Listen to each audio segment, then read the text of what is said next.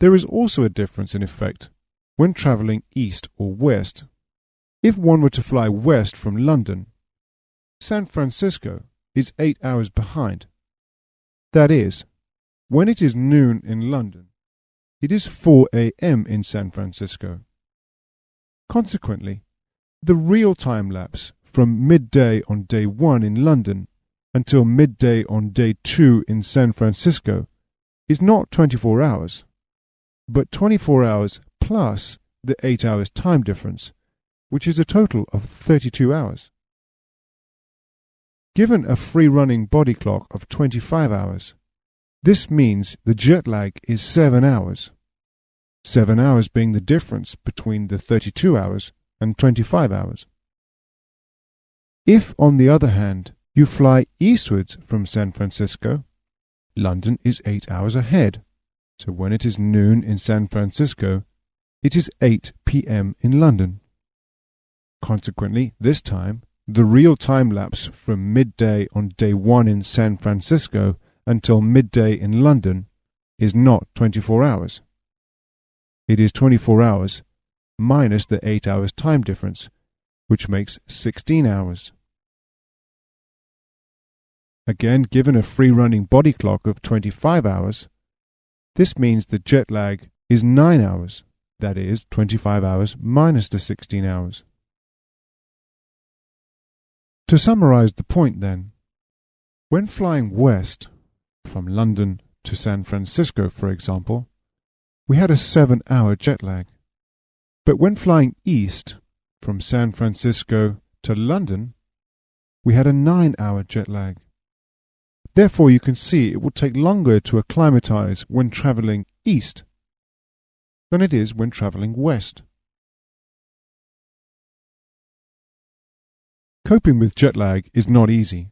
We have seen that given enough time, you will achieve climatization, but flight crew seldom have this luxury. The hormone melatonin, which is the circadian rhythm instructor to your body functions, can be taken on medical advice, but it is not recommended for those making a career out of crossing time zones. The best that can be done by crew is to plan their sleep and to minimize the inevitable jet lag effects. Research has found that for a stopover of less than 24 hours, it is better to retain one's home-based clock and eat and sleep as if one were at home. This would be the case with flights, for example, within Europe. For a stopover of more than 24 hours, for example, London to Delhi, it's best to try and fit into the local time routine. The difficult period is the 24-hour stopover, as there is not enough time for 2 good sleep periods, but it is too long for a single sleep period. An option may be to have 2 shorter periods of sleep, one just after you arrive, and one just before you depart. However, the solution has to be subjective, but using the basic criteria that sleep should be taken immediately before work, and that 1 hour's sleep supports 2 hours of being awake, you should be able to create a balance of your sleep credit and debt. Are there any measures that one can take to make sleep more likely when you are still in sleep credit or at a time of low circadian sleepiness? Avoid alcohol because it is a non-selective central nervous system depressant. Alcohol may certainly induce sleep, but REM sleep will be reduced considerably and early waking is going to be likely. Avoid heavy meals. Avoid mental stimulation. Avoid stress, and avoid napping. On the proactive side, make sure that the bed is comfortable, that daylight is excluded, and that insects cannot bite or sting you. Have a warm, milky drink, read for a while, or try progressive relaxation techniques. If you're trying to keep awake for a while, then have a caffeine drink, but on no account should you take barbiturates or benzodiazepines. These are controlled substances and really should be only taken on medical advice and issued to you by your doctor. The degree of activation of the central nervous system, or how awake you are, is known as vigilance. This can vary from deep sleep to extreme alertness and is controlled by the circadian cycle. A vigilant man is an alert man, and so, as workload increases, so does vigilance to a certain degree. Two prefixes of Greek origin are associated with vigilance, namely hypo, which means lower, and hyper, which means above, such as in the term hyperactive. The term hypovigilance is used to describe a low degree of alertness. In fact, such a low degree of alertness that sleep patterns begin to show on an electroencephalogram. It is akin to a microsleep, and it is a very dangerous condition to have in a cockpit. Hypovigilance can occur during periods of monotony, or with a reduced workload, such as when the pilots are in the long cruise sector.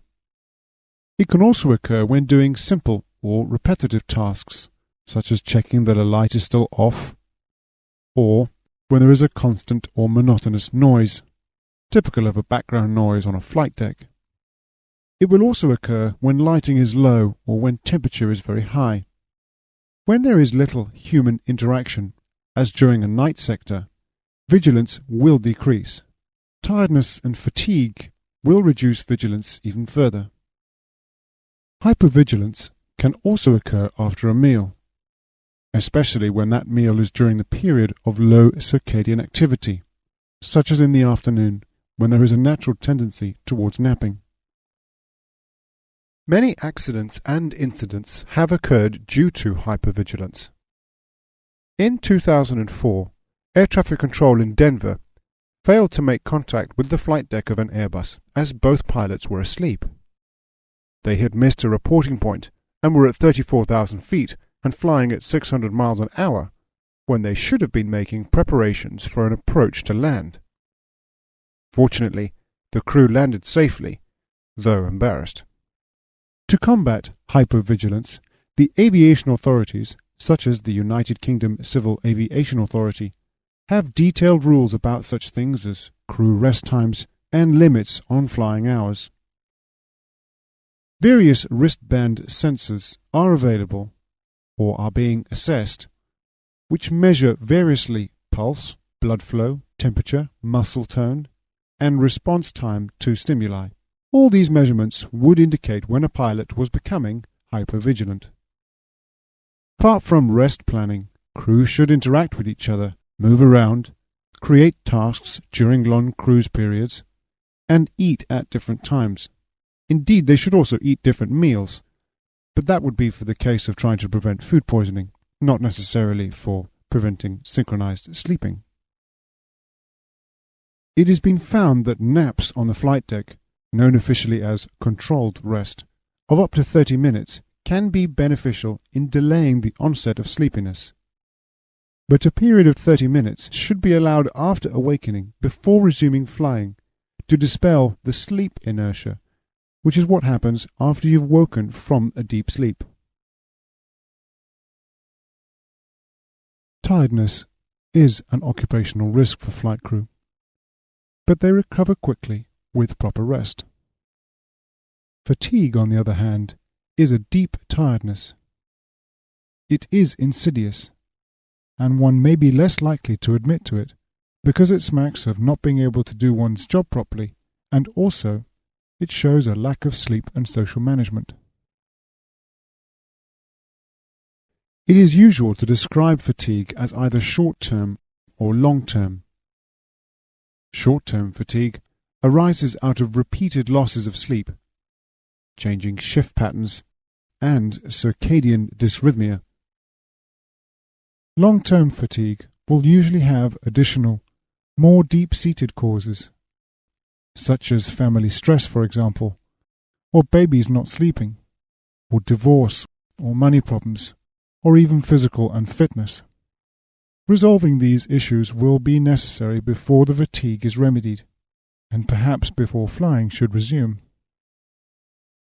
Here are some major symptoms of fatigue and suggestions of how it can be avoided.